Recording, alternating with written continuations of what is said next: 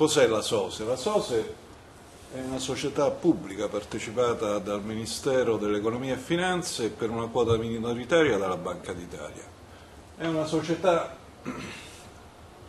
che fa analisi dei dati principalmente in due comparti: il comparto fiscale, per elaborare fino all'anno scorso gli studi di settore. Dall'anno scorso stiamo producendo gli indicatori di affidabilità fiscale per i rapporti del fisco con le piccole, medie e micro imprese.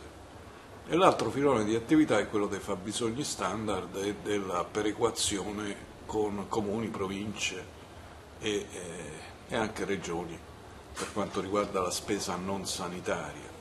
È una società che è operativa da circa 20 anni, 160 dipendenti, una composizione di genere favorevole alla presenza femminile, alle donne, un'età media giovane, molto concentrata su professionalità tecniche. Il peso dell'amministrativo e dei dipendenti che si occupano di amministrazione è basso, ed è una società con un alto profilo di professionalità. L'85% sono laureati e è una società giovane, è una società in espansione.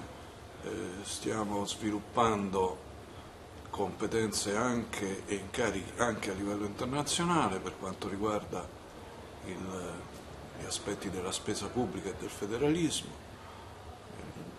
Il lavoro sugli indicatori di affidabilità è un lavoro che ci sta impegnando a fondo, ne abbiamo già prodotti 70 quest'anno, l'anno scorso, scusate, l'anno in corso ne stiamo producendo un'altra 80.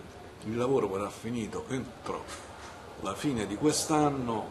Dalla dichiarazione dei redditi del 2019 gli indicatori di affidabilità saranno pienamente operativi.